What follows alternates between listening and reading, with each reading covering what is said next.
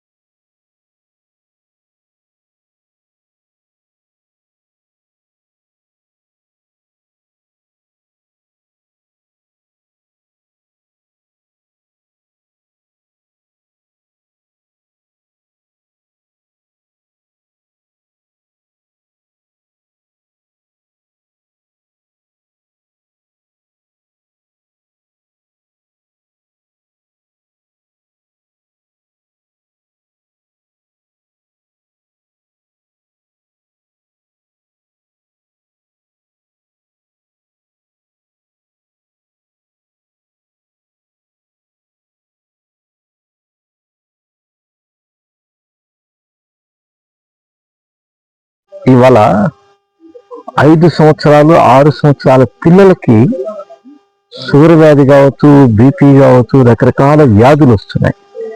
అంతు పట్టనటువంటి యొక్క వ్యాధులు కూడా కొత్త కొత్త వ్యాధులు కూడా వస్తున్నాయి. దీని అంతటికీ పరిష్కారం ఏమిటి అనేటువంటి విషయానికి వచ్చినప్పుడు వాడు తీసుకున్న ఆహారాన్ని బట్టి, తల్లిదండ్రులు తీసుకున్న ఆహారాన్ని బట్టి పిల్లలకి ఉద్యోగం చిన్నప్పుడే వస్తున్నాయి అనేటువంటి ఒక నిదర్శనం అది.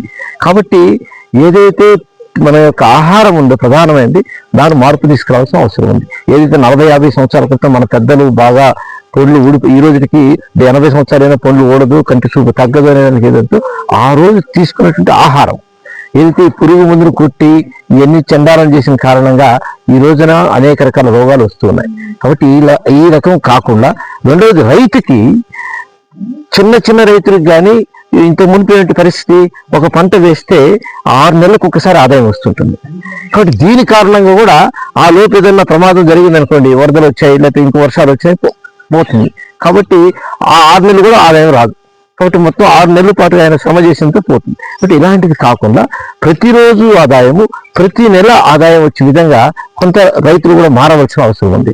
ఏదైతే ఆర్గానిక్ ఫార్మింగ్ లో, గో ఆధారిత ఫార్మింగ్ లో, లేకపోతే ప్రకృతి ఆధారంగా ఫార్మింగ్ చేసినట్లయితే, మన మన పెద్దలు ఎట్లయితే వ్యవసాయం చేశారో అట్లా చేసినట్లయితే రోజువారీ ఆదాయము, నెలవారీ ఆదాయం వచ్చేటువంటి పద్ధతులు కూడా కొన్ని ఉన్నాయి. ఈ రోజున 5 అంచుల విధానం అన్నారు. 5 అంచుల విధానం, ఒకే ఒక ఎకరాల్లో 5 రకాల పంటలు, 6 రకాల పంటలు, అంటే ప్రతిరోజు ఆదాయం వచ్చే పంట, ప్రతి 6 నెలకు ఒకసారి ఆదాయం వచ్చే పంట, ఇట్లా 20 రోజులకు వచ్చే ఆదాయం వచ్చే పంట, ఇవన్నీ ఉంటాయి. కాబట్టి ప్రతిరోజు ప్రతి వారం కూడా ఆదాయం వచ్చే పంటలు మనకి తయారవుతాయి. ఇప్పుడు ఈ రోజున ఇది మన రామకృష్ణ గారు, పేరు రామకృష్ణమూర్తి గారు, వారు రిటైర్డ్ జాయింట్ కలెక్టర్ గా పనిచేశారు.